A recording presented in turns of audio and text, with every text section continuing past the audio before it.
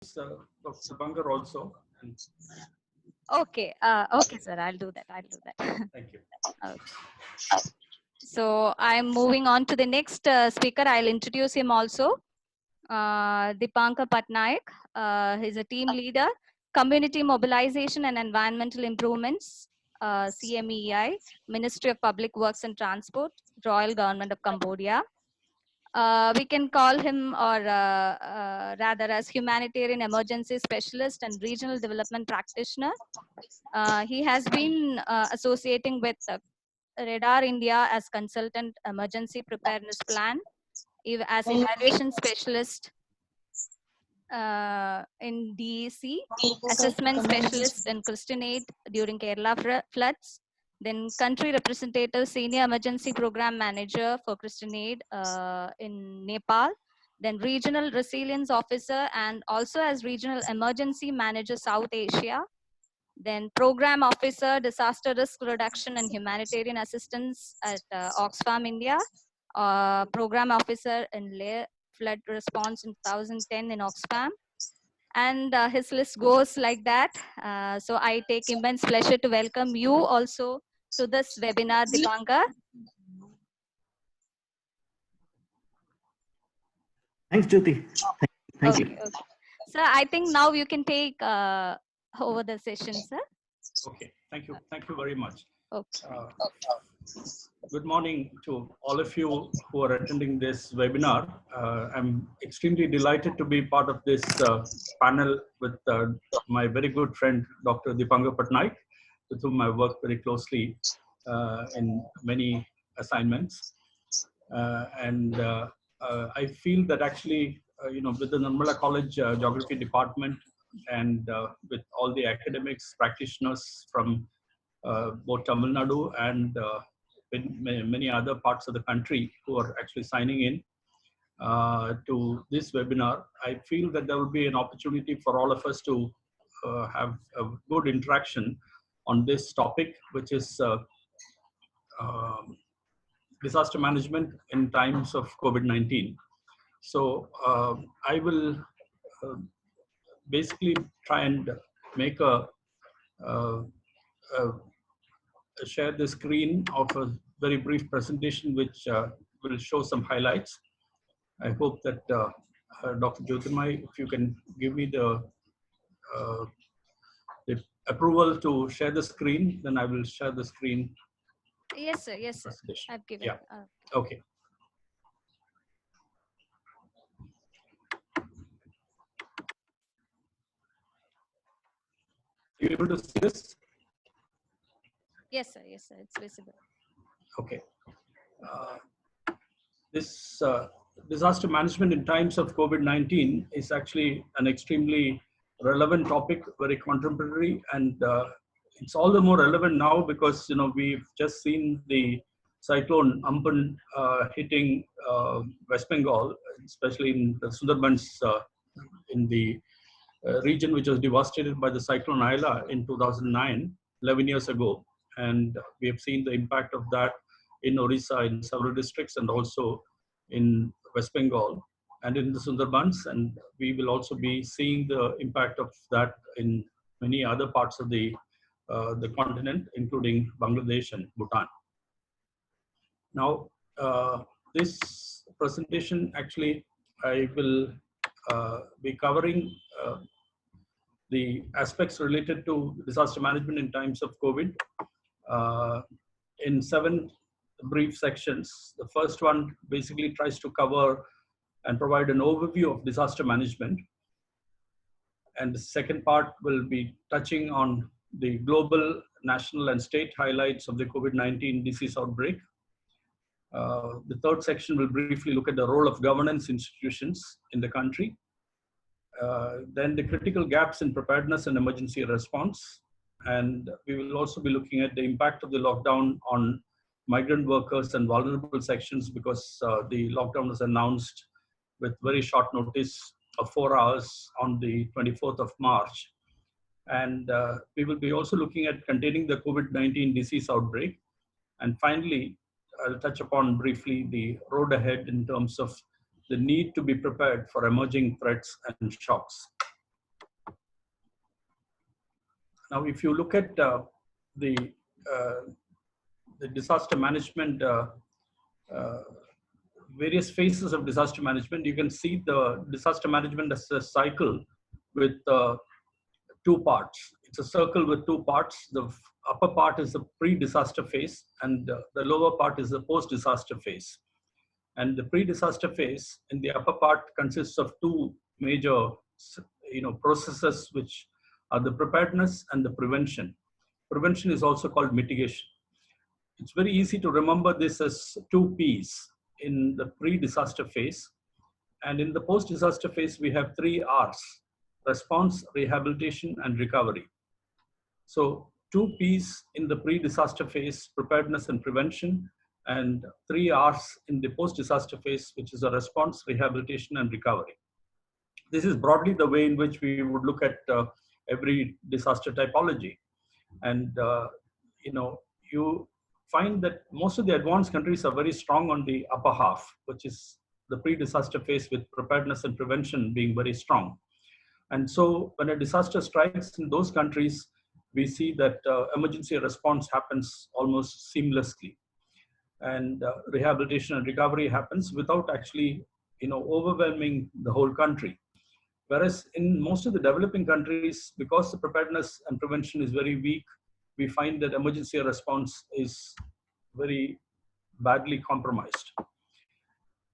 If you look at the COVID-19 disease outbreak, this is the most devastating disaster in the 21st century, because as we are talking, we find that the number of people who are affected by the disaster, in terms of the people who have been tested, is more than 500 million. Now, this is actually more than 50 lakh people affected, is diagnosed to be positive, is only the tip of the iceberg, because there are many, many, many more people who are affected by the COVID infection, but at the same time, they have not been tested, and so we do not know.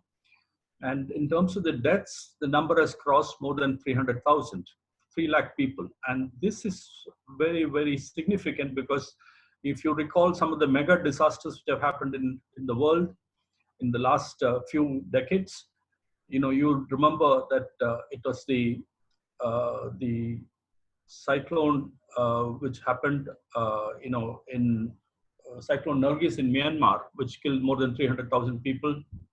You've had the Indian Ocean tsunami, which killed more than 300,000 people in 14 countries. We've had the Haiti earthquake in 2010, which killed more than 300,000 people.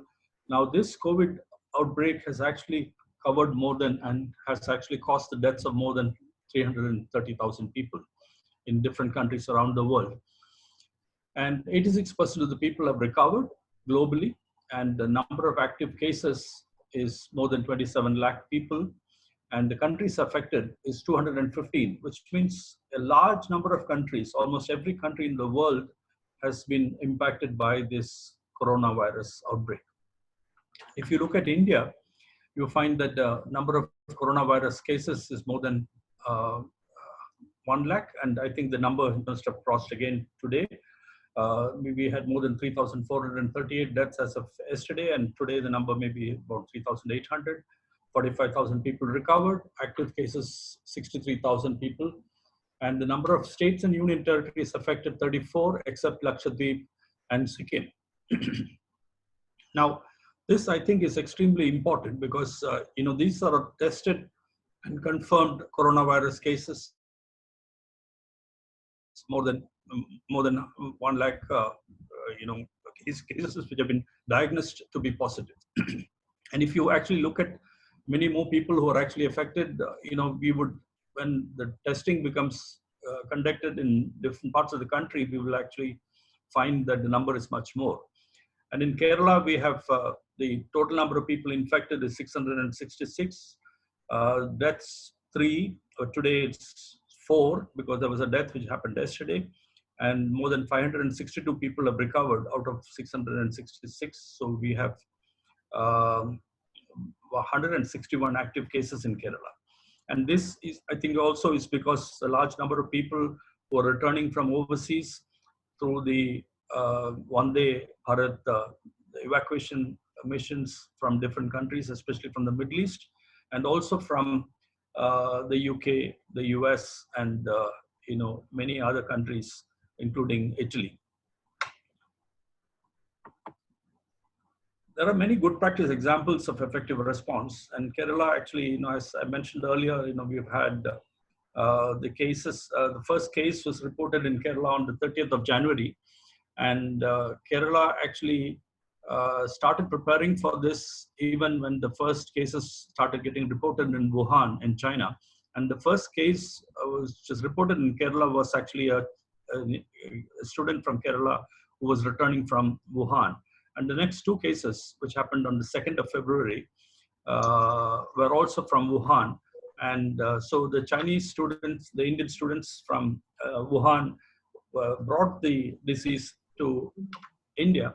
And then we saw this outbreak happening. And then Kerala actually started also preparing with what you see on the right side. You see the COVID whisk. Whisk is a walk-in screening kiosk where the responder, the lab technician or the doctor or the paramedic sits within the glass chamber behind the glass screen, and using this rubber gloves, the person is actually able to take the sample of the COVID, suspected person, and then the person is actually able to do the testing without actually having a physical contact with the patient.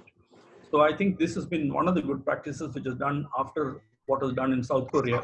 And now it is also available in different parts of Tamil Nadu, in Telangana, in Karnataka, and in Maharashtra, and in many other parts of the country. So these are some of the good practice examples of doing that. And then Kerala also did the tracking of the COVID positive cases, and then finding the route map, finding who were the positive contacts and primary contacts as well as secondary contacts who were in touch with the COVID-19 affected person. And then we were also able to really see that with the help of the health system and the local police and various other Panchayati Raj functionaries, the people who were returning were actually tracked very carefully, and they were able to also see that this is contained. Now, in terms of the role of governance institutions, most of you are familiar with the National Disaster Management Authority, headed by the Prime Minister of the country. And the National Disaster Management Authority was constituted in 2005. And I was one of the founder members. I'm one of the founder members of the NDMA from 2005 to 2010. And I worked very closely with the civil society organizations. And before that, I was with the UN. And I had coordinated the tsunami response in Kerala, Tamil Nadu, Andhra Pradesh, and Pondicherry, as well as Andaman and Nicobar Islands.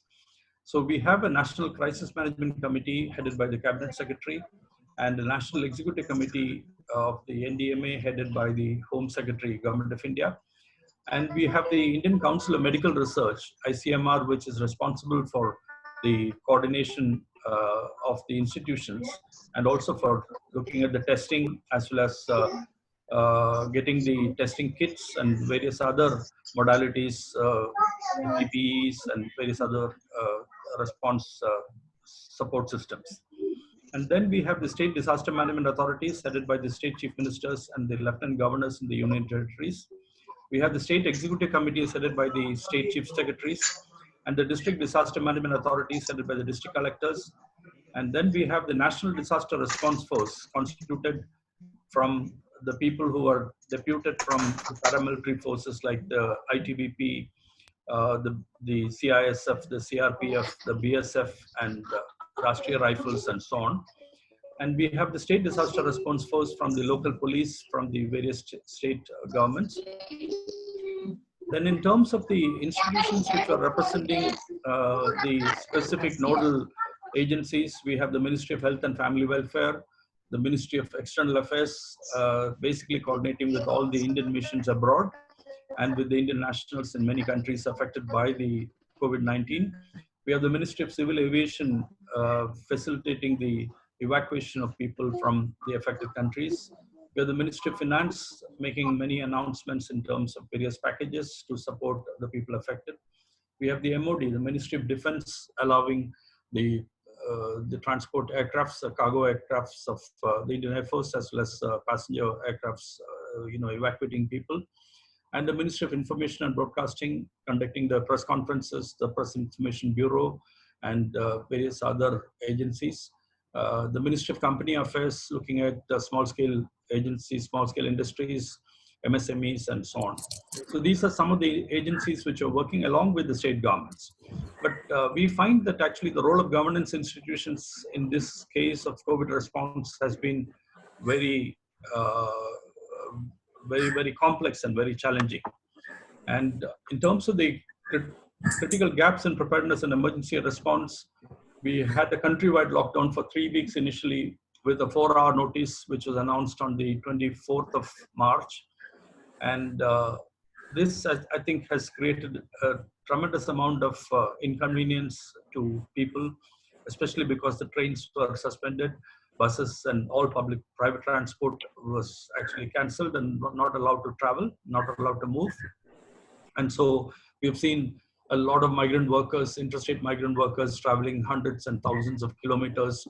And we also had the unfortunate and tragic deaths of many of these migrant workers on the railway tracks when a goods train went over and crushed some of them, 16 of them in Aurangabad, in Maharashtra, and also people getting run over on the roads, then people having accidents, trucks colliding with each other, overloading of transport, and so on. And we also had this problem about inadequate access to testing kits and the complaints about the lack of sensitivity in terms of accuracy in the testing from these testing kits, the inadequate access to personal protective equipment, the N95 masks for the doctors and the ICUs and COVID-19 COVID-19 wards, gloves, ICU beds, ventilators. And this, I think, has been also something which really exposed the failure of the public health facility, and especially the outreach in many parts of the country. And we also had the problems about the flip-flop of instructions issued by the nodal agencies. Initially, many of you may be aware that the Ministry of Home Affairs requested the state governments to arrange buses for the travel of migrants without taking into consideration that the numbers were in several lakhs and maybe even crores. The request for rapid testing, and initially it was announced that they will be doing the rapid testing, then pool testing, then RT-PCR testing, and the changing of the testing frequency, initially 1 day and then twice to be confirmed negative.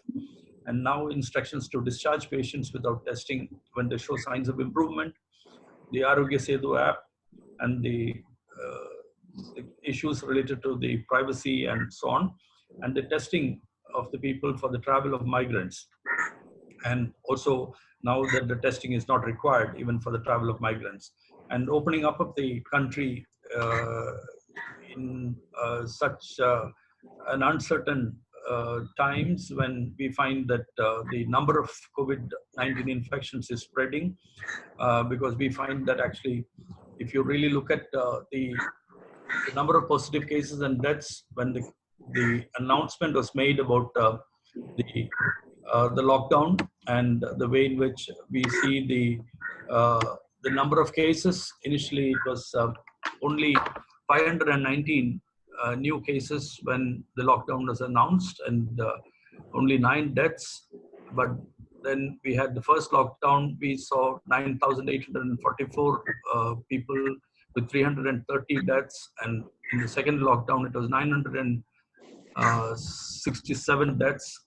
But now we have more than 3,500 plus, I think.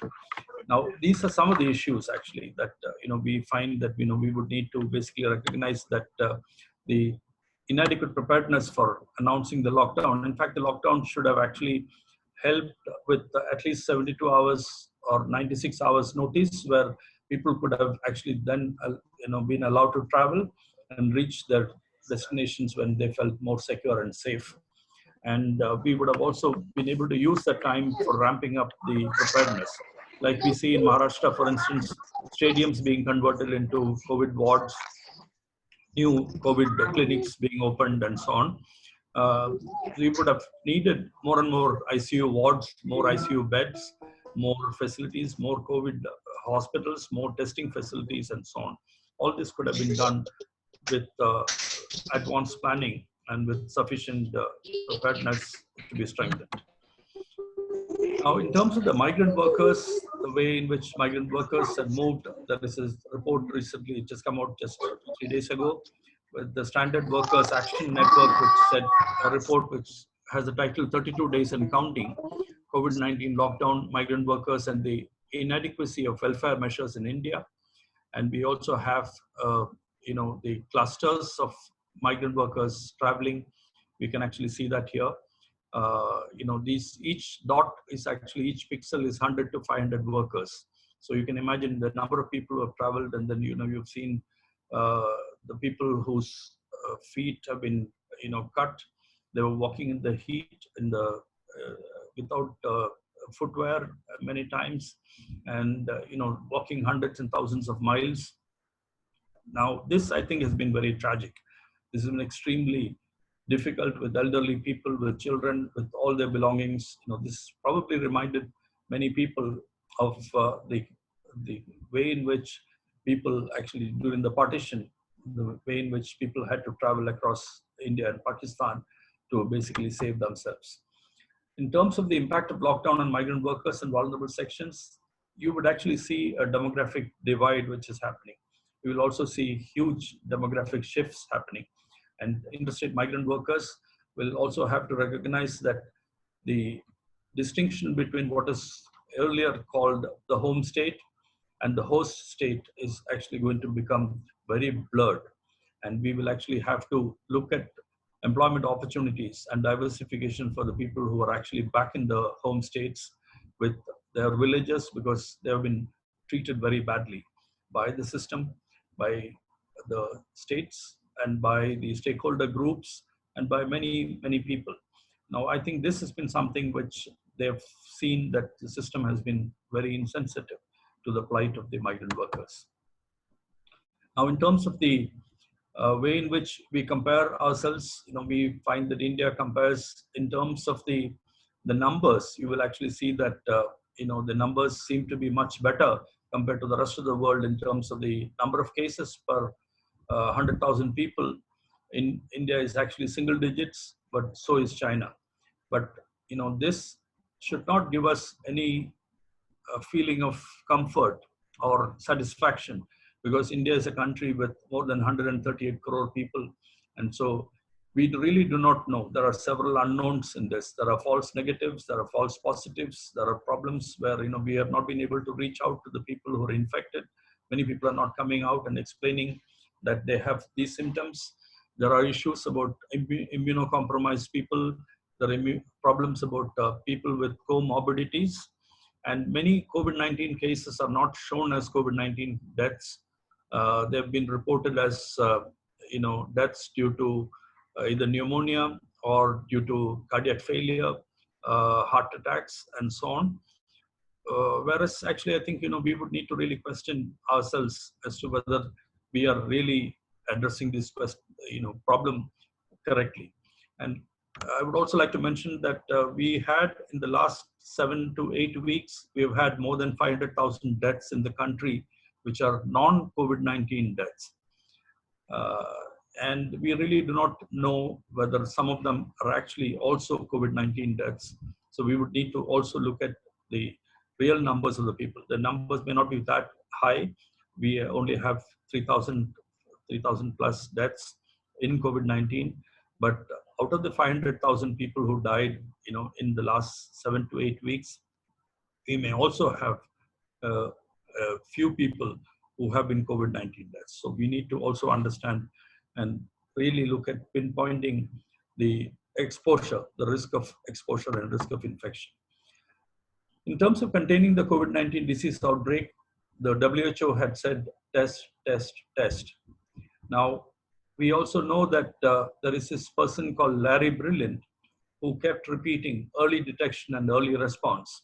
And Larry Brilliant has written a book which is called Sometimes Brilliant, The Impossible Adventure of, The Impossible Adventure of a Spiritual Seeker who helped to conquer the worst disease in history. This is a book published in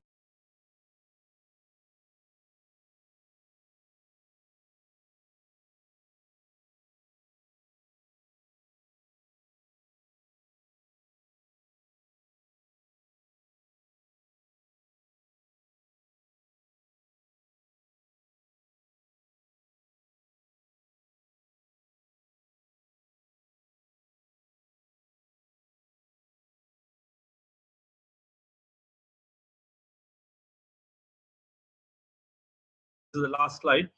COVID-19 is just the tip of the iceberg. A biological disaster like COVID-19 could be a bioterror or a bio-error. And I think, we have many questions about the source of the outbreak, whether it was the Wuhan lab, whether it was actually a deliberate attempt of looking at a vaccine or a virus, whether it will challenge the public health emergency response capacities in all countries, because 215 countries have been affected. There has been massive impact in terms of the collapse of the economies in many parts of the world, in many countries. We must be prepared for several such threats and shocks. There will be many, many waves of COVID-19, and we are only seeing that with the travel of interstate migrant workers, they say that 1 out of every 4 persons who came in from Mumbai, from Delhi to Bihar, are COVID-19 positive. And Karnataka has sealed the borders for the people who are traveling in from Maharashtra and Gujarat, because they found that 55.75% of the people who were coming into Karnataka from Maharashtra were COVID positive. And all of us have to strengthen our immunity. And this is one of the biggest messages of the COVID-19 outbreak. People who are immunocompromised and people with comorbidities have to be extremely careful. And the most important last message is that the cyclone Umpan hitting the COVID-19 affected Odisha and West Bengal will challenge the response agencies again during the coming flood season, starting from the next month. From June onwards, we will be seeing July to September, June, July, August, September. We'll be having the flood season in many parts of the country, and we will have to be extremely careful. I stop here. Thank you very much for giving me this opportunity. And I'm extremely grateful to all of you, and I look forward to interaction with all of you in terms of the questions and the messages. Thank you very much. Thank you. Thank you very much, sir, for a wonderful session. You have given an overview of how it started and how it went about. And I think now we can open the session for questions. If the participants have something to clarify with the speaker, you can ask now. One by one at a time, you can start asking the question. Can we have Dr. Dipankar's presentation also, and then finally? Okay. Questions? Yeah. Okay, sir. Yeah. Fine. Okay. Thank you. Thank you. Meanwhile, if there are any questions or comments, you can also put it in the chat box, and I will keep noting it down, and then we can open it up for discussions after Dr. Dipankar's presentation is over. Thank you. Okay, sir. Thank you, sir. Participants can kindly note that you can give your questions in the chat box also. He will be checking on that and will be answering to the end of this session. So now I welcome you, Dipankar. You can start your session. Welcome. Hello. Yeah, I'm just trying to figure out how to share my screen. Yeah, I'll give you the permission. Okay.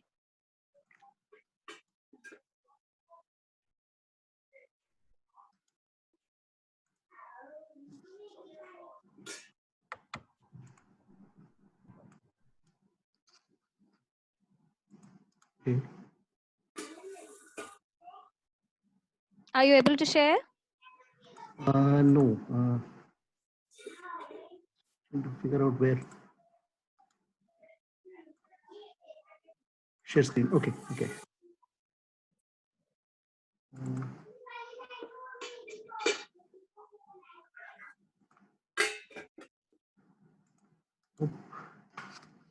Oh yeah, share screen. Okay. Okay, is it visible now? Is the screen visible? Yeah, yeah, almost it is. Yes.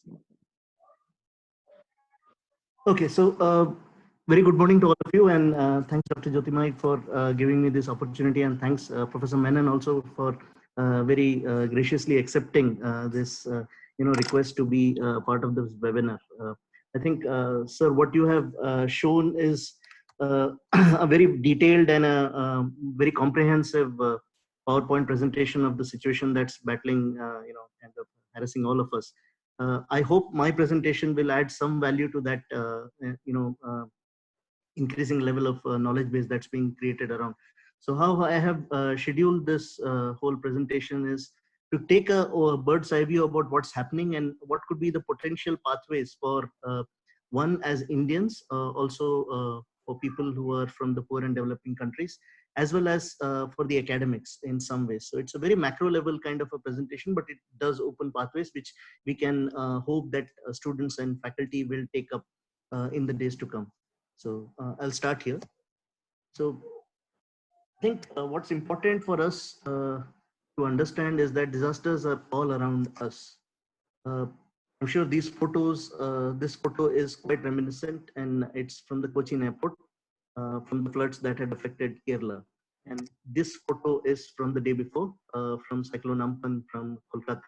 I think the stark reality is hitting at us that while we are using this time to talk about a global pandemic called COVID, we also need to understand that there will be systematic onslaught of regular disasters which are continuously going to affect us, as they always have. And to all this, there is also this new kind of a pandemic which is going to be harassing us again and again. So we need to keep that in perspective, that disasters are around us. They're happening in every moment as we speak in some part of the world, and more so in the coming days we will see more of these disasters or events coming closer home. So I think what we need to also understand is that we will become party to a design where disasters will become an everyday part of life. It's very pessimistic and very fatalist in some ways, but I think what we need to understand is that this is the way of the future, and we need to adapt and act alongside with these events that are going to affect us. So just for a brief understanding about what a disaster is, what's important is for all of us to focus is on the red ones that I've highlighted. It's a disruption to normal patterns of life. It's usually severe and may also be sudden, unexpected, and widespread. And it causes loss of life, injury, hardship, and adverse health effect on health. What it also does is it creates and has an impact on destruction and damage to government systems, buildings, communications, and essential services. All the things that create our ecosystem are kind of affected and hindered. And in this time, the community needs shelter, food, clothing, medical assistance, and social care. So this is the larger ambit of disaster management, which we need to factor, like what is a disaster and how does it affect us. What we also need to understand is that this disaster is being managed in a cycle called disaster management cycle, which a lot of academics and disaster management professionals have been using, and Menon sir had also spoken about it. So what the students and faculty of this webinar need to focus on is that there are four pillars to this disaster management cycle. This is preparedness, mitigation, response, and recovery. I'll just quickly rush through this, but it's also a cyclical one. So depending on the way you want to see it, but the graphic, which is the circular diagram, is more detailed because it shows the pathways that take place after a disaster, which starts with response, leads to recovery, then goes to mitigation, and then also has a preparedness element, which helps us to prepare for the next big one.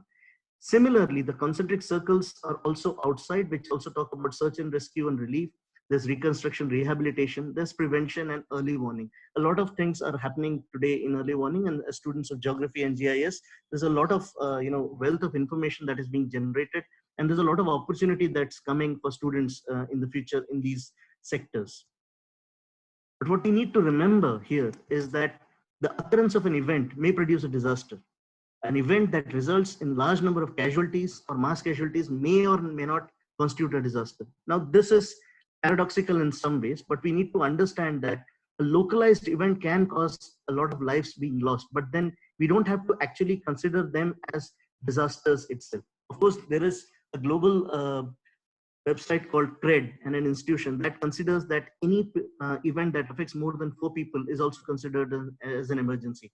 But what we need to understand is that in India or in the developing world, we consider disasters to be affecting a large number of people only when the disaster is so big that the local mechanisms for responses become overwhelmed. So your local in-house capacity or the capacity that is available in your village or your block or in your district or in your state, in other countries like where I am right now in Cambodia, we call it province.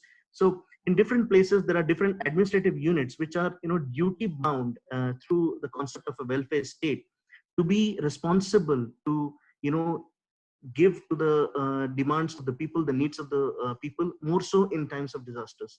But when conditions arise that those local capacities, local mechanisms are overwhelmed, that's when a disaster becomes a really big one. And that's when outside assistance is required. Now, coming to this issue of COVID-19, which is the novel coronavirus 2, we need to understand that it's now a global pandemic. At least sitting where I am, I knew about this somewhere in end of January, and I've spoken to Menon sir also on this. I've spoken to most of my friends and family in India about how this disaster was, coming to us, and because Cambodia is very well linked to China, we could see the repercussions of the virus affecting us very, very, much faster than what people in India could actually anticipate, because most of the people who went back during the Lunar New Year, they never came back, and a large number of properties and business establishments are owned by Chinese. So when we saw that the Chinese are not coming back, threat perceptions were increased. People started to act, a little more cautious, and the government of Cambodia also started acting in a very, cautious manner. So masks came out, and sanitizers were available everywhere. Things that we saw in India happening in April, believe me, we were doing it from February.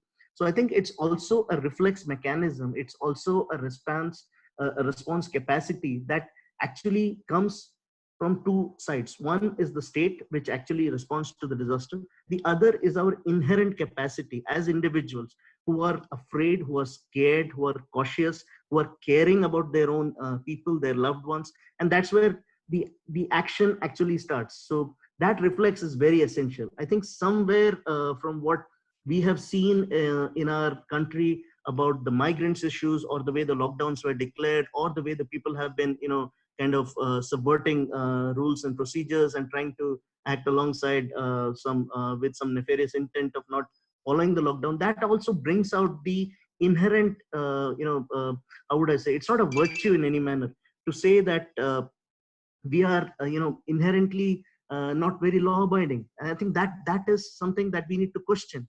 And once we start questioning ourselves, I think there will come a time where we start questioning as a community, because these actions actually increase the vulnerability, and these vulnerabilities lead to distress.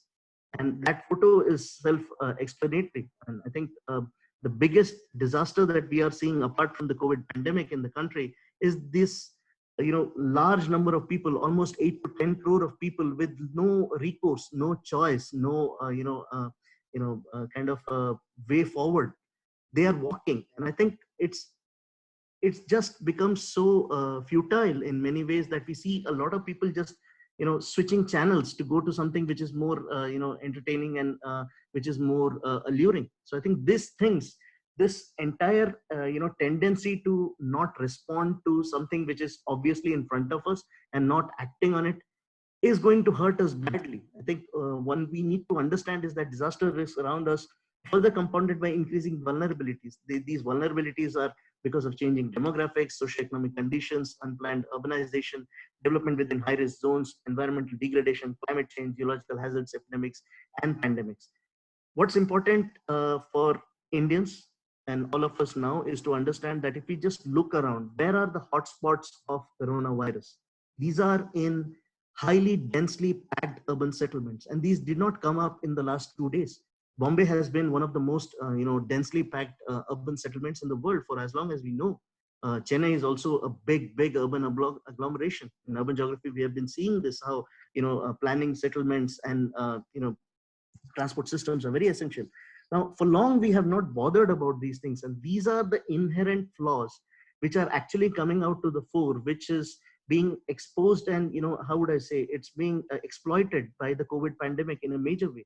Add to that our generic, thought process of not following rules and regulations and always assuming that the other person would be doing what is required. So I think that's where I need to again and again hammer the idea that we need to understand that this would create a situation where the disasters will seriously threaten a country's economy, its population, and its sustainable development. We need to not lose sight of the fact that COVID is not going to hurt us only on a physical or on a health basis. It is going to affect the very ways of our life. We need to understand that COVID-19 is possibly the most unprecedented disaster event of our time, not because it was unprecedented because of its occurrence.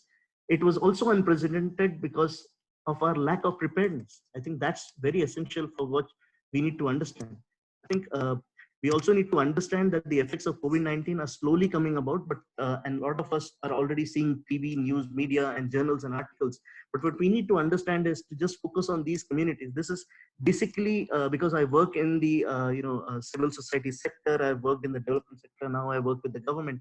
I think where I try to consciously or always try to push for the idea is that students, my friends, family, everybody needs to understand that there is a world outside and we need to empathize with them. We need to be more and more concerned about what's happening around us, because they are the people, they are the infrastructure. There are people, infrastructure, there are other things which actually co-create our ecosystem within which we stay in.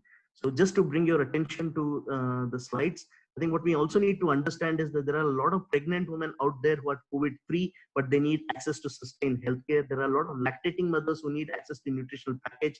In Cambodia, we are seeing this major issue where COVID is not there at all. There's only one case, but there are a lot of pregnant and lactating women who are not able to access the health facilities because the health facilities are largely focused on COVID. That's the same situation that I hear in Chennai, I hear in my home state of Bhubaneswar, I get that from Delhi, Pune, Bombay, everywhere.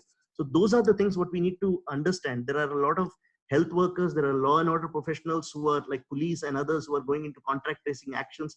They are vulnerable themselves, and their families in turn are further vulnerable. The infrastructure that we need also to worry about is the medical facilities, because we need to understand that there are a lot of hospital dispensaries, public health posts, which are not directed or geared towards a COVID response. And they need to remain available for the non-COVID needs. So that's what is something that we need to understand, and the government and all of us need to co-create with that. Transport systems, you heard the flights being open from today. I think it's also important that these flights need to go beyond just the metros, and there has to be multimodal transport systems which are available for these people who are traveling on aircrafts from, say, Delhi to Chennai, and then from Chennai to Erode to wherever, if they have to go to Poli Hills or somewhere. They need to understand that those remote areas also need an equal and unhindered access. Again, banking institutions, the access to liquidity, that is something that the government is talking a lot about. We heard about huge packages, but what we need to understand is that the common man or the common human on the ground needs that to be unpacked. They need to have liquidity in their hands, so that there is, although a huge amount of push from the government to create a supply, but we also need to understand that there has to be an inherent demand to accept that kind of supply. And that supply, that demand needs to be coming from a liquidity which is available at people's hands. Of course, there is a lot of work that needs to be done on psychosocial care.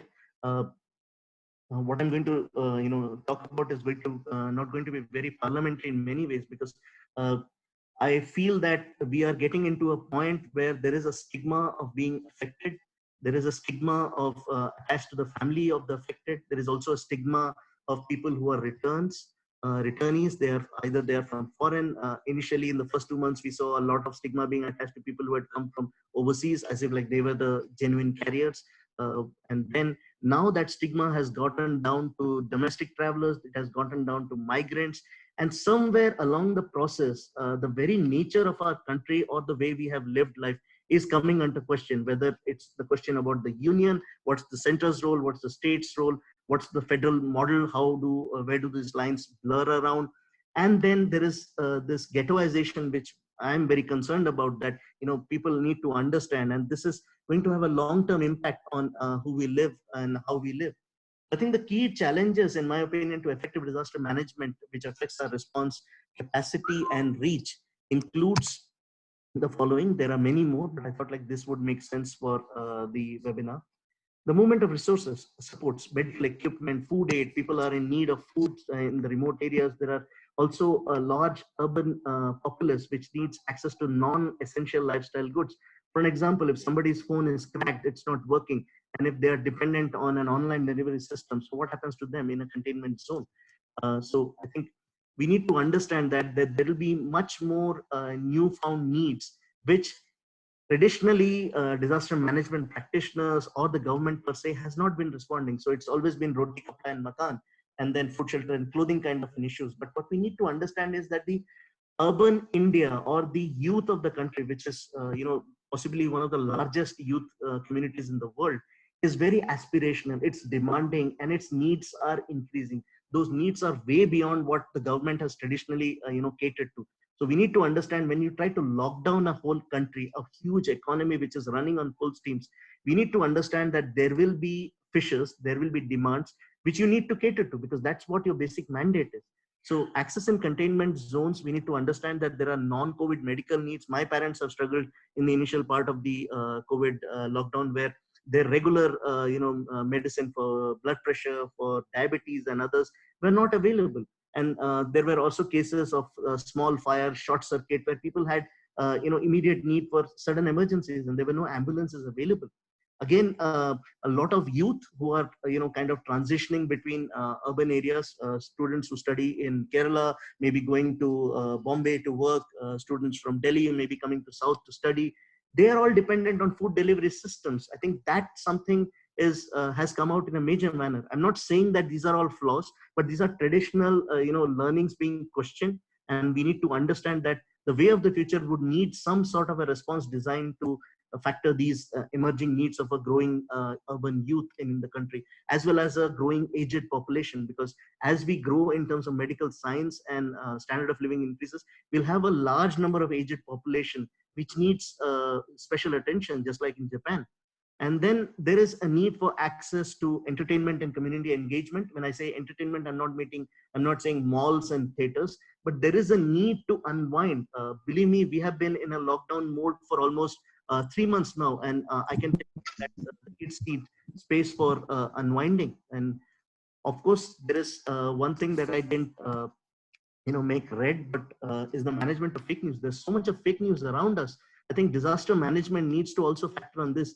Menon sir is here. I think the DMA Act does talk about information sharing, accountability to affected populations. But I think growingly what we are seeing is that this level of fake news that is being propagated, either to look at a particular community or to propagate a particular medicine, like the president of a big country is talking about. These kind of informations need to be managed somehow, so that access to ethical and proper means of education are maintained.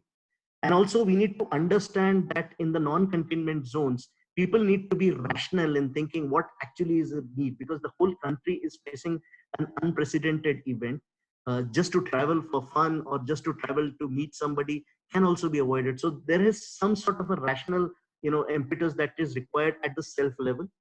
Of course, we need to also start thinking about the world beyond COVID-19, because this is an event which has affected us for the last 2 months or 3 months per se, but then it is somehow as if like it has been there forever. So we are always talking about this, but what we need to understand is that beyond COVID, there are a lot of development ills or issues that we need to focus about. There have always been around us, where it's talking about employment, the well-being of our people, community cohesiveness that we are struggling with all around us, waste management, climate change, annual disaster cycle. You saw Cyclone Ampan, kind of challenging Orissa and then hitting Bangladesh. It has moved on to Cox's Bazar, where there's a huge Rohingya population which is struggling with.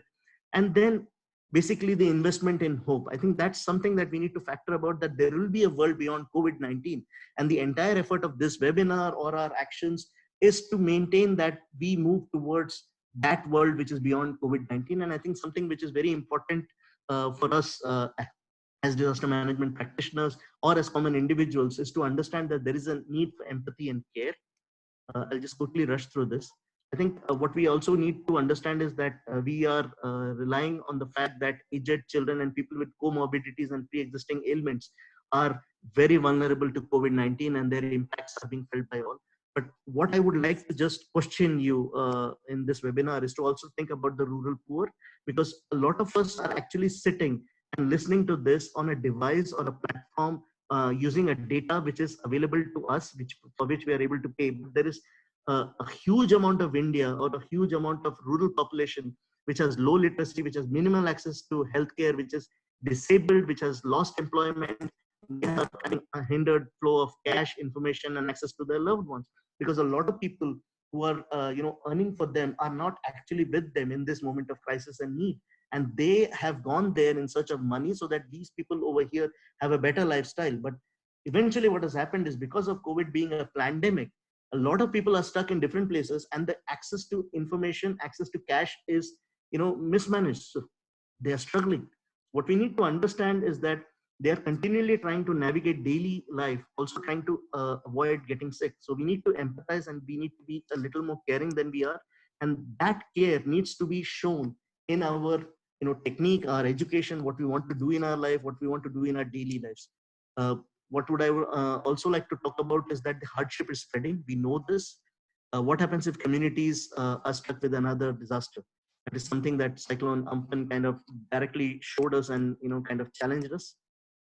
It could be a flood, it could be a communal riot, it could be a cyclone, it could be an earthquake. Be vigilant and be ready for this. I think what we also, the next slide is about the disaster management pathways. I think it is important that we need to change for good. This is a time, this is an opportunity. We need to maintain continual, safe, and sufficient access to quality healthcare. And that starts from home. It also starts by demanding access to quality healthcare. It also talks about ensuring that all vulnerable communities are cared for and have access to it. Initially, if you can just remember, in the first 1 month, there was a lot of talk about helping our maids, our the grocery people and everything. I think that needs to be a continual event in our life. It has to become ingrained in our societies. And then there has to be an authenticated information sharing. Sitting from where I am, I think it's looking very obvious to me that there's a lot of misinformation that is being spread around, and I think people need to be cautious, because I'm not worried if that misinformation is genuinely for community, communal violence or anything. But where I'm really concerned about is that the mythical information about COVID treatments. That's something which is very bothersome, and I think we need to be very careful about these things. We need to understand that do no harm principles are adhered to. The students may not know what these are. I would request you to just Google what is do no harm. Globally, the community also talks a lot about it. The aid community adheres by these principles, so it would be a good learning curve for you. Increase awareness and knowledge, and promote community cohesiveness and ownership and fellowships. So we need to come together as a group, community watch groups, as families, people. Just think how much time you have spent talking to your own family members during the COVID times, whether it's because of the lockdown or for any other reason.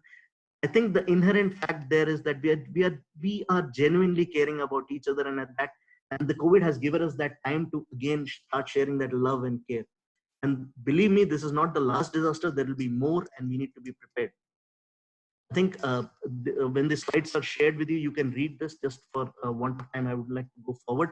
But I think one important thing that I would like to factor or showcase here is that girls and women must be front and center in emergency responses. That's very essential. We need to not forget about our vulnerable people. The women in our house are the mainstay of our community structures. And I think there is an important need to kind of emphasize on the fact that we need to take care of them more and more as a equal citizen. I think second last slide would be that disaster management is personalized due to COVID-19. Most of my friends have not entered into the disaster management field, coming from the geography department. But I think this is a time for us to understand that COVID has brought out the inherent nature of this event is that disaster management is very personalized now. And I think I'm very happy with that, because that shows that care and caution will become an immense part of our life. The pandemic, and I seriously believe that it can be defeated only by knowledge. One of the ways is these webinars. We need to educate and act. There's a lot of remote access potential now, which is being harnessed. There are a lot of certifications. There are a lot of online courses which can be taken up by students if they're listening to this webinar. And there is an opportunity to bring in experts like Professor Menon and others to be a part of this group. And just imagine, like 3 months ago, would you have access to such kind of rich talent of knowledge? But now, because of COVID, because in the comforts of your home, because if you have access to technology, you can use all of this. So this is a time to learn further and to educate yourself. And this, believe me, will also open a lot of new pathways for you post your graduation, your post-graduation, or master's, PhD, or whatever that you're doing. It will create a lot of new pathways. And I think it's important for you to understand that.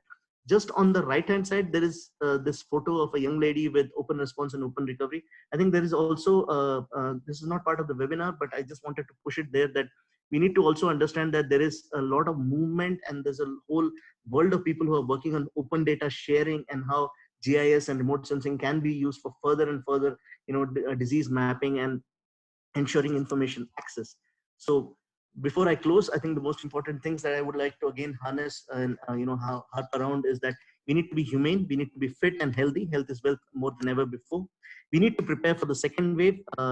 India is still in the first wave. Cambodia has gone through the first wave. We didn't have a single case for the last 34 days.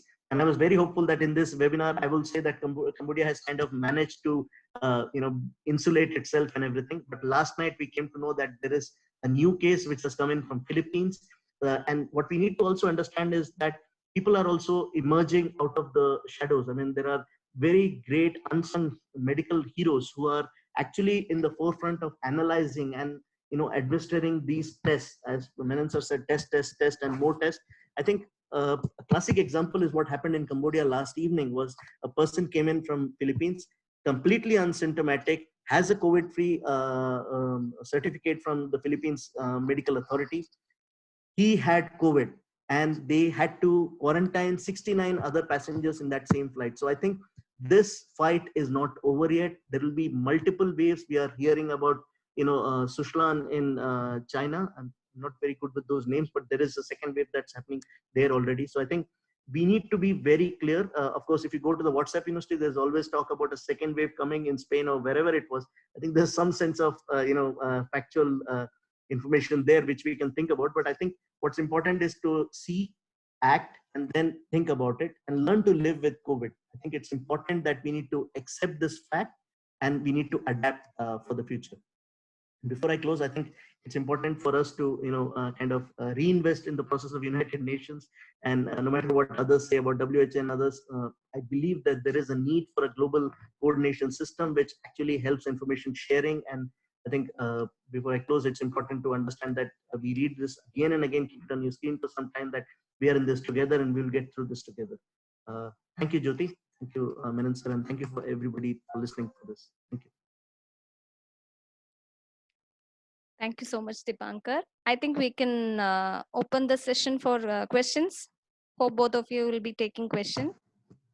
I think in the chat box, there are so many questions already been posted.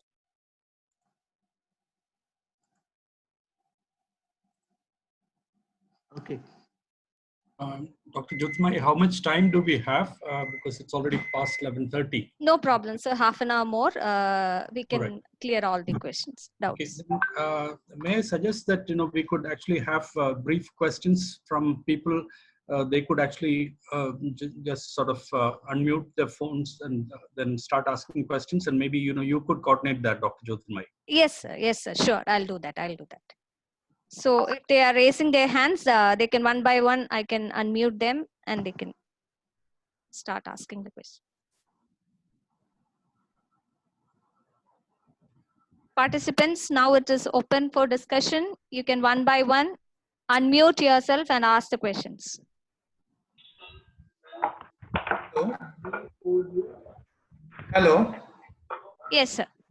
Myself, Sandeep Kulkarni from Mumbai. I would like to ask a question. I mean, anyone, it could be Dipankar sir or Menon sir. I read in a newspaper that it is difficult to keep an account of migrant workers since they are from the unorganized sector, and it's very difficult to track them, like where they stay or where they work or how much they earn or etc. etc. And then in this situation, what they're facing, it's pathetic, and it should not be. Such situation should not be for anyone, and they are not able to go to their place where they are safe or where they are not able to get food. Can there be good kind of system in future, at least, where we can have a record of all these people and then make them a good, make them good life for them? Yeah, that's a very good question, Sandeep. Actually, we have now technology available which can actually use big data analytics, and you can also have artificial intelligence algorithms which can actually do tracking of these people. If you can actually have a comprehensive database, because the numbers are very, very huge, but at the same time, we have an institution called the Central Labor Commissioner, CLC, in the Ministry of Labor in Government of India. And the Central Labor Commissioner also has counterparts in every state. There is a Labor Commissioner in every state government. And so there was an RTI question which asked, about the data for the migrant workers. And the Central Labor Commissioner said they do not have any data. And so he asked for all the labor commissioners and all the state governments to give the answer within 3 days. And this was in April. And we don't have the answers from many states because they do not have a comprehensive database. So now every district has got a district labor officer who should actually be having information. And we know that, just to give you an idea, we have 35 lakh people, 3.5 million people in Kerala who are interstate migrant workers, and they're called guest workers, in Kerala, 35 lakh people. And Bihar has 22 lakh people who are outside Bihar, who are working in other states, including taxi drivers in Mumbai and also in Delhi. And in many other parts of the country, there are people working from Bihar, 22 lakh people. We have 18 lakh people from Assam, and we have 13 lakh people from Jharkhand. So we have some numbers, but then we need to disaggregate that by age, sex, skill, sets of these people, and then also find out where they are actually at the districts, where they are located. We need to have a system which need to register. I'm sure that this will now come up because there is going to be a divide between a major demographic shift which is going to happen in terms of the labor. Migrant workers are actually going to be deciding whether they need to go back to the whatever was called the host state, to the states where they were working. Many people have decided not to go back, which means that there is going to be a pressure on the home states to provide alternative employment opportunities. So this is actually going to be a challenge. I'm sure this is doable, and civil society organizations are helping. Sorry. Thank you, sir. Thank you very much. Hello. Yes, please go ahead. I'm Raj. Hello. Dipankar, please feel free to add. Hello. Yes, you can go ahead. Hi, I'm Raj Mehta from Mumbai. I want to ask Dr. Dipankar that what do you think, according to your study, that the strategies applied by the Cambodian government and the Indian government, they are different in which terms?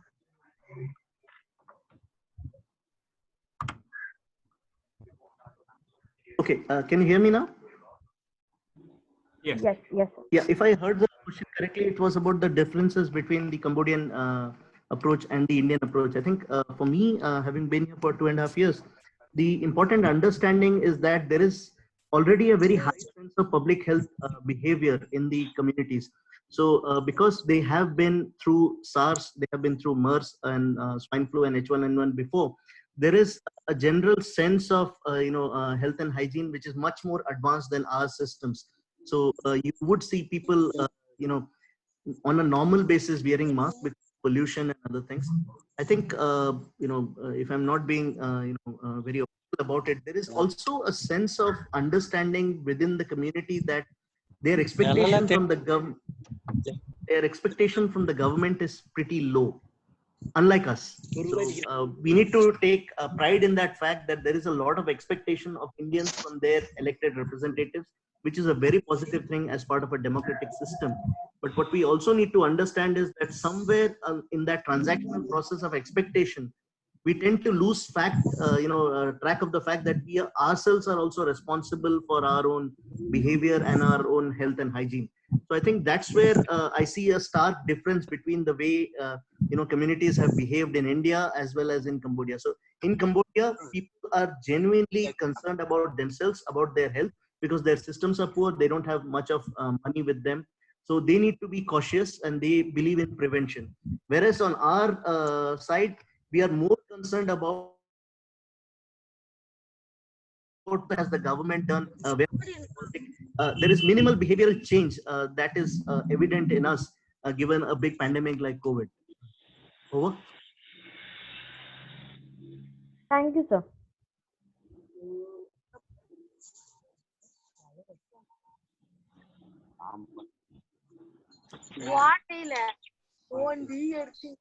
Participants, those who have questions, only unmute your mic. Others, please go on mute mode. Hello. Yes. Yes, sir, you can go ahead. Ask. Madam, myself Kishore Shinde from Latur. Yes, sir, you Hello. can ask the question. Yes, you are audible. You can ask question. My question for to Menon, sir. After COVID lockdown, what will be the effect on social life of the society? Yeah, Mr. Kishore Shinde, this is actually a very good question. In fact, the social life is going to be changing because the concept which we used to have earlier in terms of free mixing of people, open socializing, large parties, large weddings with thousands of people attending and all that, I think there is going to be some kind of culture shock. And many things which we have taken for granted are going to change because, you find that we do not know. People are going to look at each other with a lot of mistrust. And as Dr. Dipankar mentioned, there is going to be, a major introspection and reflection which all of us will have to go through.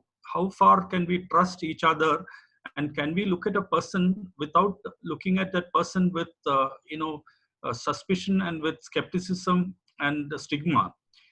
Can a person who is actually coming from other infected areas, these terms like sealed area, containment area, buffer zones, and these color codes like red zones and orange zones and green zones have very little meaning because COVID-19 does not respect boundaries and color codes.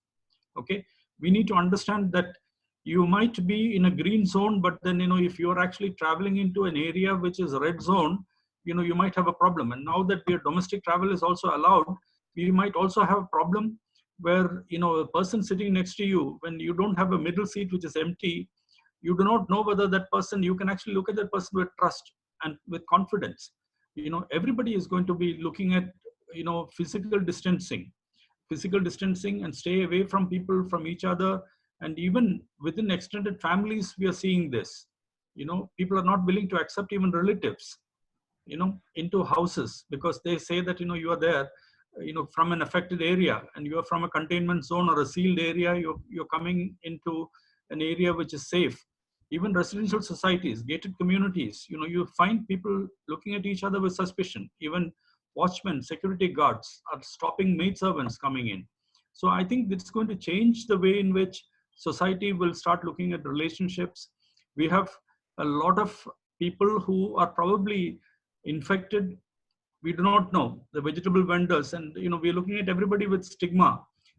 We are also assigning a certain community to be seen with suspicion because of what is mentioned as the Jamati get-togethers which happened in several parts of the country. And even Tamil Nadu, you're there in Chennai, we have a lot of people from Chennai and Coimbatore. Chennai, Salem, Coimbatore, Madurai, they sealed those cities and they said that these cities were all closed down, they were all locked down.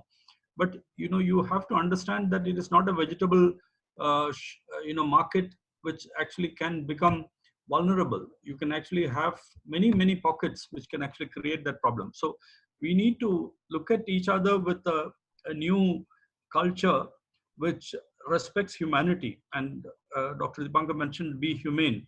I think that is one of the biggest messages which this COVID-19 has allowed all of us to introspect and reflect and understand the humanity within each one of us.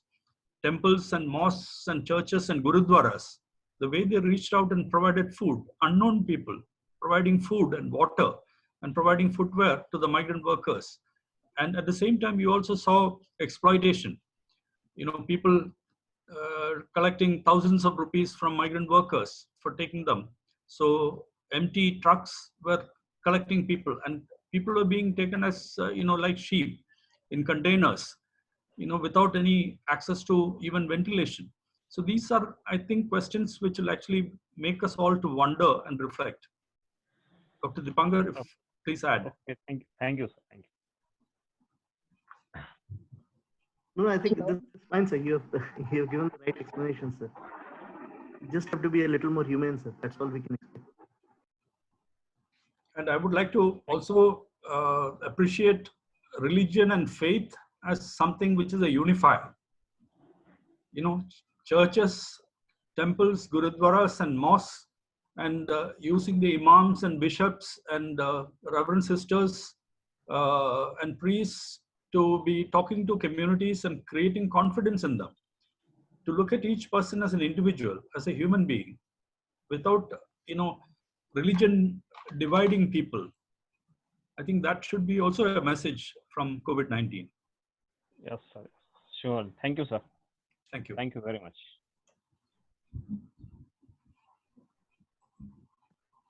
Next question. Anybody else want to clarify their doubt? There have been several interesting comments and questions which have come into the chat box, and so because of the time factor, we may not be able to respond to each question. But then, I've seen the questions from Mr. Arvind, from Dr. Nebita Majaret, Dr. Miri, and many important questions have come up. How we could have done things differently. I think this is a question which all of us need to respond and reflect. As academics, as practitioners, as professionals, I think we need to also understand that this is something where we need to have inclusive, multi-stakeholder engagement. We need to be more participatory, more consultative, and must look at the humanity of the people, migrant workers, the people who were tested positive. We saw that actually in certain places of the country, we had tin sheets put up in front of houses saying that this is a COVID-19 patient, and the society boycotted them. And many people were asked to vacate the houses to leave. Many doctors and nurses were asked to leave. And I think this is something which is terrible. Doctors being chased, doctors being victimized, doctors being harassed. And I think throwing petals, from the air and things like that is not going to be the solution. We need to have a better humanity.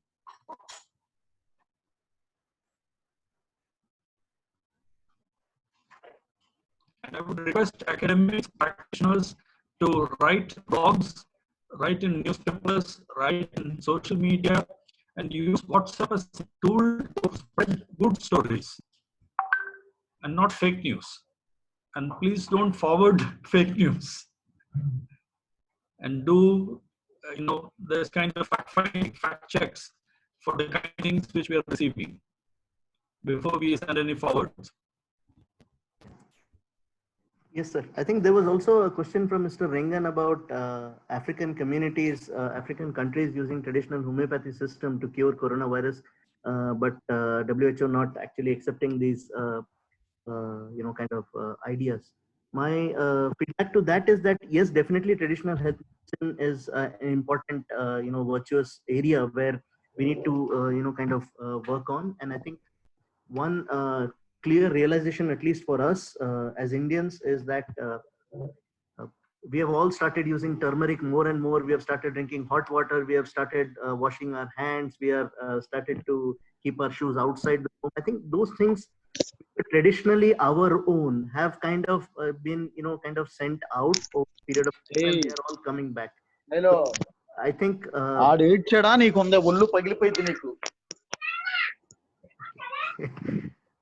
yeah. So I think what we need to also understand is that traditional health medicine has its own important areas, and I think it's also very important for us to understand that those have effectiveness. But I think it's also important that given the system that we work in, there has to be a due process of certification by which these really good, techniques and homeopathic norms can be brought out to the larger public.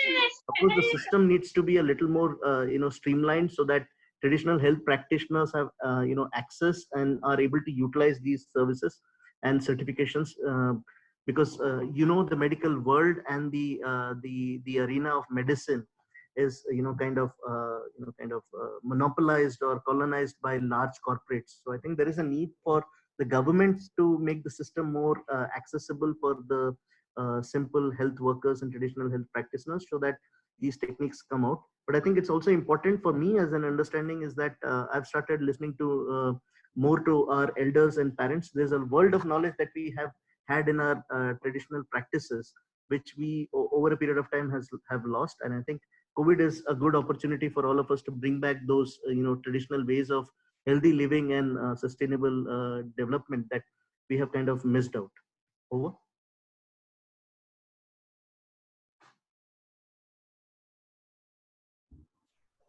Any more questions?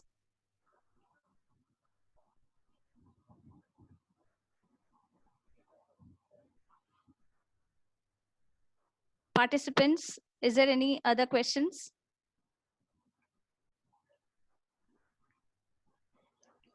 Even though we have a lot of doubts about the testing kits and the testing processes, we would still need to be understanding that we need to probably carry out more and more tests, and there have been many approved testing processes which have been identified, and even I think strip strip of paper which actually changes the color codes and things so that when blood tests are being done has also been approved by ICMR. So I think we may have to look at more and more tests to see whether people are actually going to be COVID-19 positive, because there could be false negatives and false positives, but at the same time, if you are able to identify more people who are likely to be COVID-19 positive, then we would actually be able to contain this disease outbreak. And this is extremely important in slums, urban areas where large numbers of people stay together in crowded houses and settlements.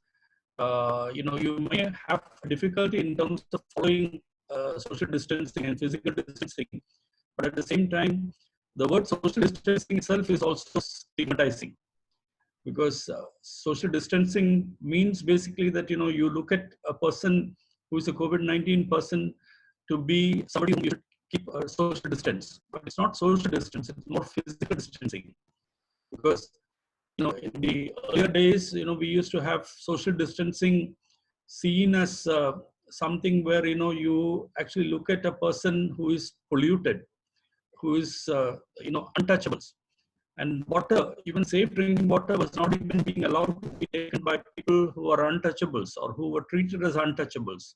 So these are all part of that social stigma which was associated with caste and religion and so on. So I think we need to change that, and physical distancing should be the term which we should be using to and not social distancing, because social distancing, we saw people being thrown food, which I think was extremely inhuman. You saw people being crowded together in closed shutters, and food was being thrown at them, and that kind of system is actually extremely inhuman, and we should actually show more respect and respect the dignity of human beings. I think that's very important. Thank you very much, sir. Sir, Hello. yes. Hello. Yes. Ma'am, am I audible? Yes, you are audible. You can Hi, ask. good morning. This is Premita Kopakumar. Yes. I have a query. Recently we have seen in news saying that our National Human Rights Commission India have filed cases against 2-3 instances. Like there was a picture came out where there was a migrant mother pulling a suitcase and a child lying over the suitcase and sleeping. And then another case in Bihar where policemen were beating up the migrant workers. So we have read the newspaper saying that NHR, Human Rights Commission of India, have filed cases against it. So my query is like, why are we waiting for our human rights institutions are waiting for such sensational photos or news to come up to take action? I think migrant workers have been, the issue with these migrant workers walking along so many thousands of kilometers. It has started since I think 2-3 months now, since the lockdown has started. But why our human rights institutions like waiting so much to take initiative? Why are they waiting for such a sensational issues or news to come up? Why don't we try to respond as early? That's a very interesting question, Pramita. Actually, we find that most institutions are playing safe. Most institutions are not willing to accept and recognize. Earlier Supreme Court even used to take a suo motu recognition, even with an England letter. The Chief Justice in the Supreme Court used to recognize and then even respond. However, now we find that everybody is being very cautious. There is an institutional fear in most institutions, a fear of not wanting to step in. I think that is wrong. In fact, we find that actually in the Supreme Court there was this question about migrant workers, which the Supreme Court did not recognize, and they dismissed that case, saying that there was not enough information.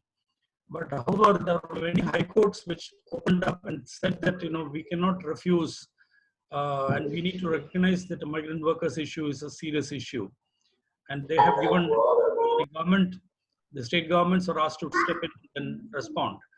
So I think that we need to have good conscientious officers, and the judiciary, the executive, the legislature, and the media, they all have to play that role. Unfortunately, we are all seeing that most institutions are not really performing the roles which they should be performing. And that is actually a comment on the system. And academics, civil society representatives, and development practitioners, they all have a role to make sure that people are made accountable.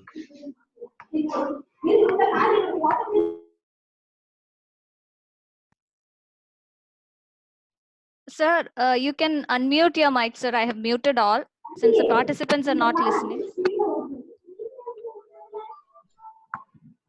Yeah, thank you very much. And so if there are no more questions, we can actually respond to some of the questions there. Thank you, sir. We can send a response by email to Dr. Jyotirmai, and then she could communicate that with the authorized questions. You can save the questions that have come up in the chat box, and then you can mail it to Dr. Dipankar and also to me, and then we will respond. Sure, sir. I'll do that. Thank you very much, sir. Now I want to request TV, sir. Sir, are you there?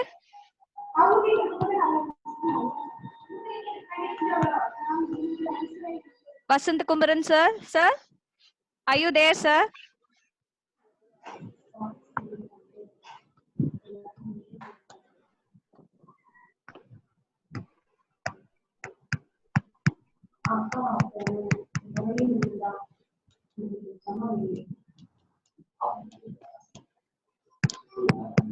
Not sure if TV sir heard you. I don't know whether he has gone.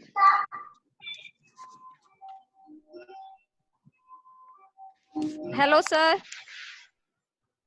Are you there, sir? I think.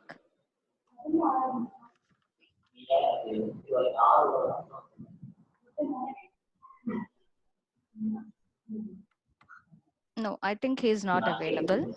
Okay, any other questions, participants? Any more questions? Good morning. Yes. Hello. Yes.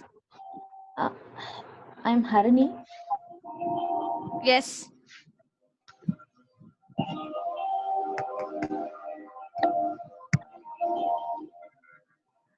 Hello.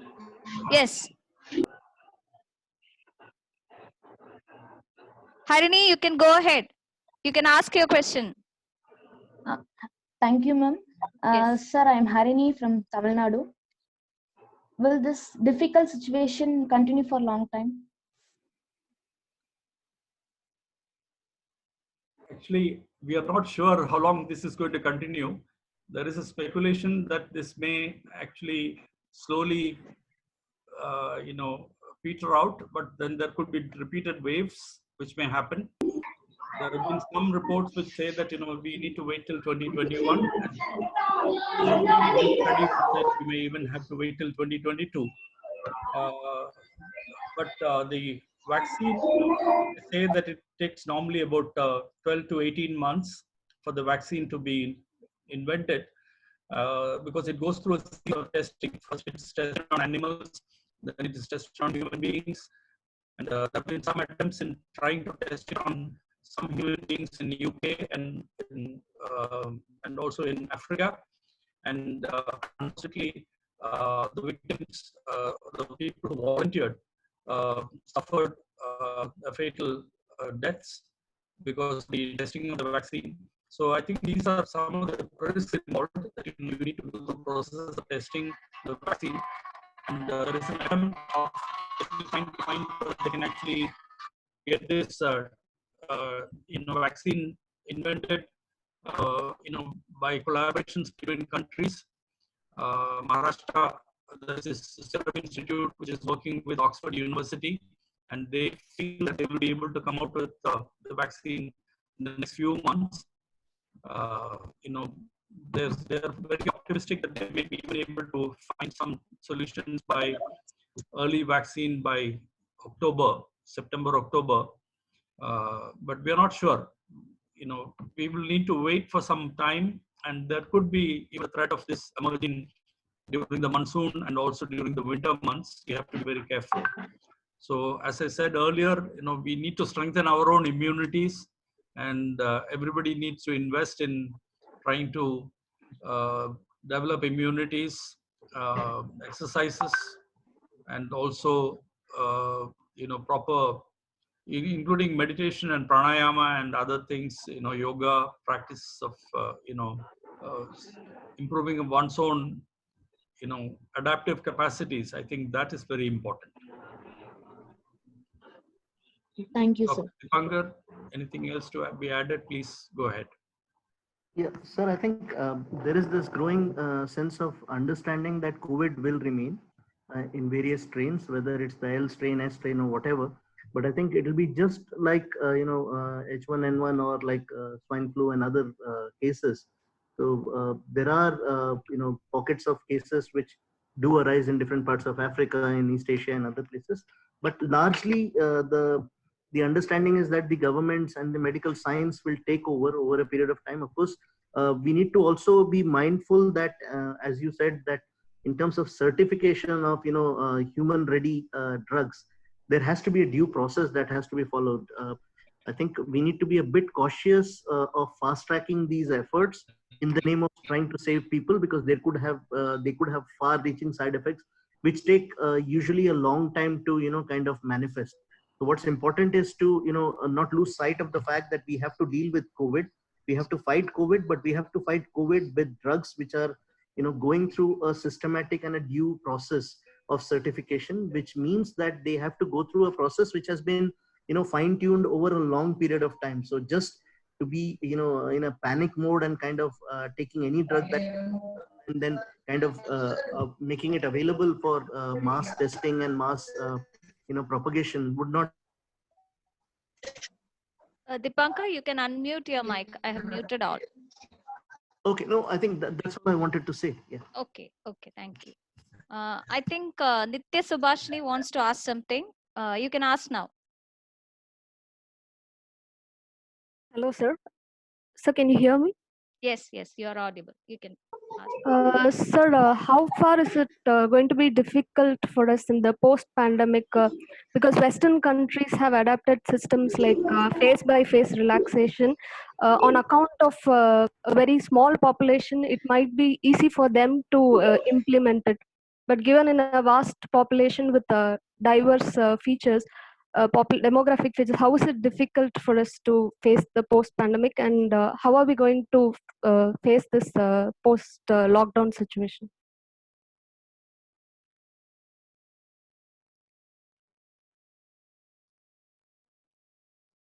Hello, sir. Hello, Dipankar, you unmute your mic. Sir, Yeah. yes, sir, you are Yeah. audible. You can. Yes. You know, you had also mentioned about this bubble concept in New Zealand and also the herd immunity in Sweden and in many other European countries, Scandinavian countries. Yes, sir. They feel that actually because the population should actually develop their own immunity to, these kind of COVID-19 threats. And they feel that actually, 60%, this may spread in about 60% of the cases of the population. In smaller countries, with smaller populations, these are manageable. But whereas, in our country, with the kind of population density which we have in urban areas, this is going to be a challenge. And, recovering from this is going to be something where, we need to find our own ways of ensuring safety and individual safety, and also safety of elderly people within the families, in the households, then pregnant ladies, and as the categories which Dr. Dipankar mentioned, we need to be very careful. The people who have had organ transplants, people who are palliative care patients, people who are going through kidney dialysis, and many other um, terminally ill diseases, and also people with physical disabilities, or even mental challenges, the people with diseases like autism and various other diseases which actually need special care. People, including the caregivers and also the people who are in these categories, would need to be provided a lot of support. And I think in the urban areas and the slums, we may really have major challenges because of the crowding in of people. Mm. So I think we need to start looking at our own coping capacities, our own coping mechanisms, and individuals. We need to look at children, elderly people, palliative care patients, and people with disabilities, and others with a special attention. Okay, so thank you for the response. Just one more thing, sir. Just wanted to add on that, on face recognition and other things. We need to also understand that we need technology to be subservient to us rather than the other way around. I think there is this growing tendency to assume that technology can be the one-all solution for everything. So whether we want to see people having barcoded systems, and then Aadhaar cards for everybody. So these things look fancy and they look very good. Obviously we are moving towards that agenda of having a migrant system where all the migrants are on the grid and everything, which is very, very desirable in some ways. But it also means, leads to that understanding that we need to understand that we are not a South Korea, or we are not China, on two different terms, like South Korea being democratic and China being very, obsessed with power, and then ensuring that they are able to use the technology that they want to. But we need to understand that India fits somewhere in between. We have a growing populace which is getting technology induced, and which is able to use technology in a much better manner. But we also need to be cognizant of the fact that it will take some time for the larger Indian populace to be on the grid, and also understand technology as we want them to understand. I mean, like, my father doesn't use WhatsApp at all. So I think we need to understand that technology is not easy to come by, and it's we cannot use the pandemic to be a reason to push people into a technology driven revolution. That won't happen, and it will only create other kind of mal manifestations that we don't have any kind of clear idea about. So technology, yes, community mapping, facial recognition, thermal scanning, those things can be used, but on a personal level, I think we are still quite far from that time. Hope your question is answered, Nitya. Sir, do Yes, you want to add something, sir? You can go ahead. Actually, I think, for those of you who are in the field of education, academics will have to start getting used to using technology to get pools of expertise from different countries around the world and understand good practices in your own disciplines. I think that is going to be, a new opportunity, which we saw that webinars are becoming more frequent. In fact, in many universities, now classes are going to be conducted with webinars, and then there is going to be a lot of exposure to professionals who are able to reach out to a larger number of people. And I think the working styles are going to be changing. People will be working from home and being much more productive. In fact, actually, some of the IT companies have been telling us that creating a database of migrant workers earlier, if it had taken probably, 6 months for this entire database for the country, with maybe 60 crores of people who are working in the informal sector, or maybe even 90 crores of people, 85% of the entire labor force in the informal unorganized sector, and about 387 million, 38.7 million people who are migrant workers. I think now the number has come to about 60 crores. In one of the assessments, Dr. Subbarao, the former governor of the Reserve Bank of India, mentioned 60 crore people who are interstate migrant workers.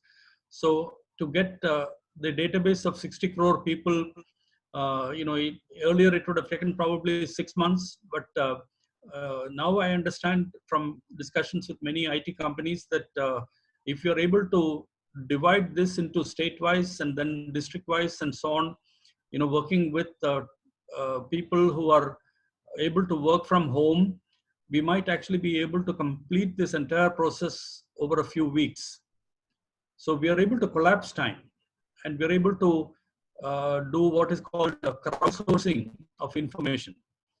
And this, I think, is something which is an added benefit, which is possible. Working together, there will be a lot of co-benefits in working together across countries, across continents, and sharing the expertise of people. I think that this is a new opportunity which COVID-19 has actually brought out, and I think we need to make the best use of that.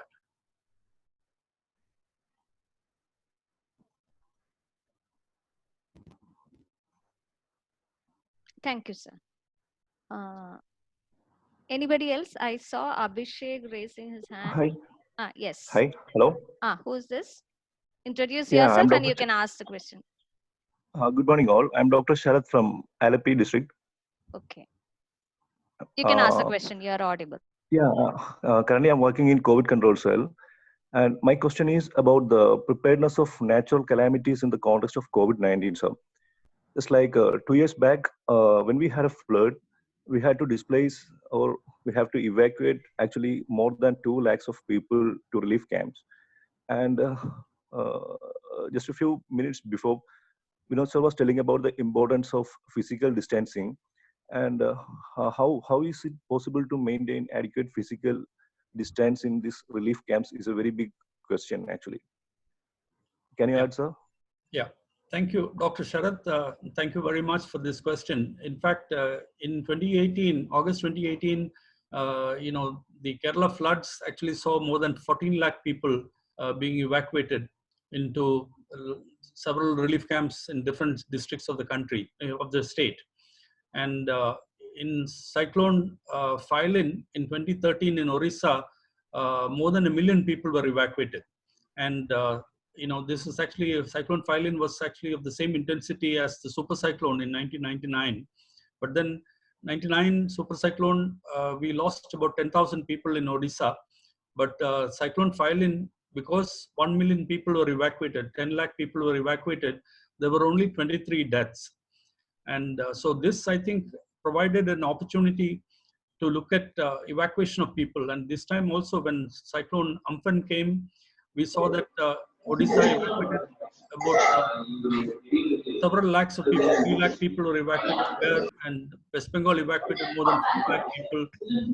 But we find that actually, in the case of COVID-19, there was this, suspicion. Many people did not want to go into the relief camps because of the COVID-19, because they were not sure whether they would actually be exposing themselves to the risk of infection.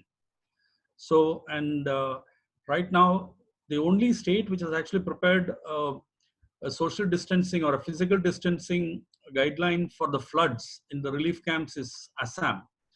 And I would recommend that you take a look at that guideline which is prepared. And that talked about 5 square meters for every person in the relief camp. Earlier in the relief camps, it is 1 square meter per person, and which means almost literally standing space. But now they're talking about 5 square meters, but this is not possible in many places to have a 5 square meter per person for physical distancing because of the COVID-19 issue. When the floods are coming, we need to be more careful. But this is going to pose challenges, and this is actually seen in West Bengal and also in Odisha during this cyclone. When people were in the relief camps, there was not enough space. And we saw during the time when the trains were moving from some of the places, we find the railway station, the number of people who are in the railway station, and the people in the migrants who are working, who are moving across states in trucks, you find that there were more than 30-40 people in the trucks, and sometimes even 60 people in the truck. There is no possibility of physical distancing in such situations.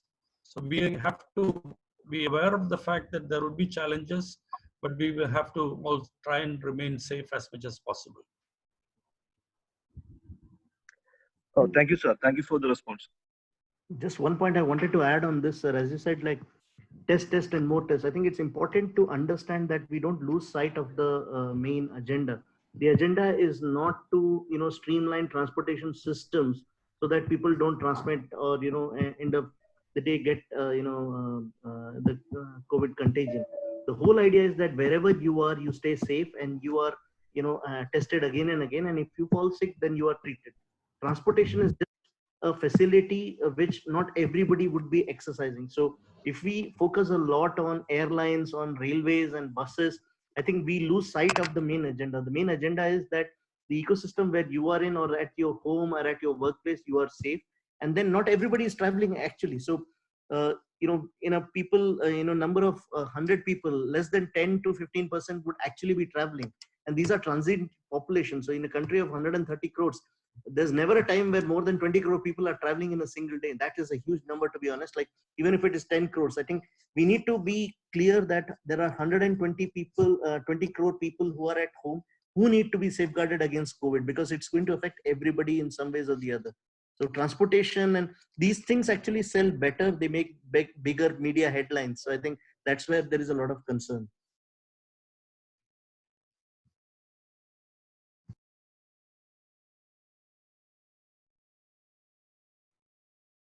Yes. Any other questions, please, participants?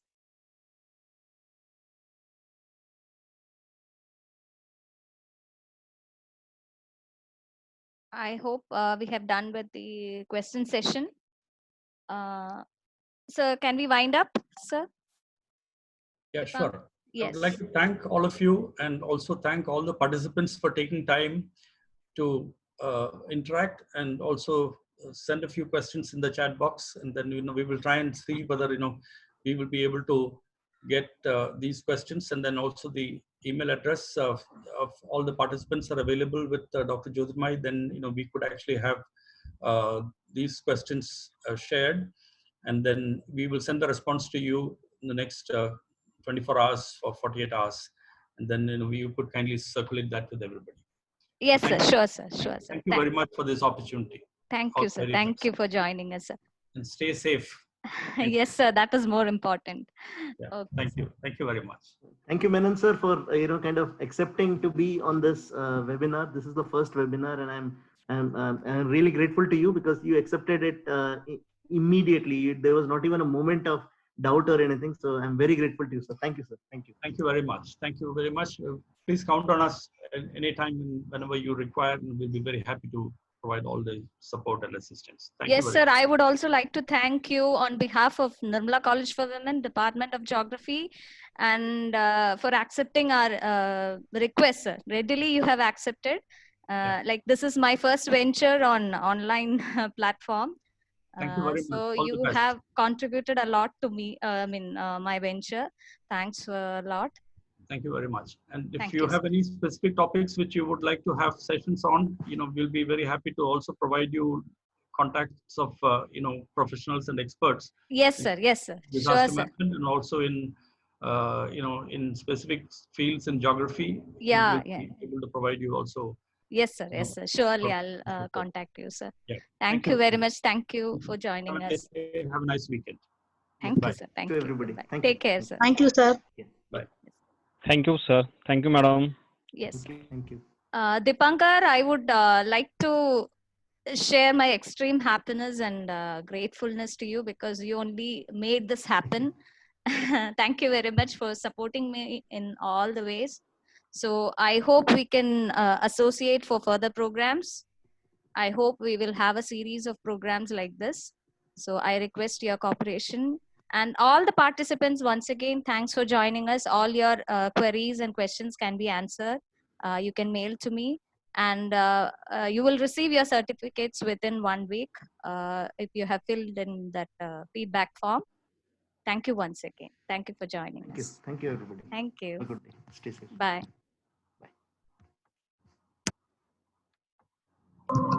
Thank you, ma'am. Thank you, sir.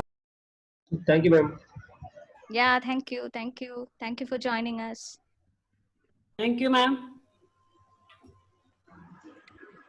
Thank you, ma'am. Yes, sir. Thank you. You're Thank you, welcome. Dr. Jyotirmayi. Thank you. Thank you very much Well, for making an amazing class. Very useful, ma'am. Thank you very much. Thank you, ma'am. yes, you're welcome. Welcome.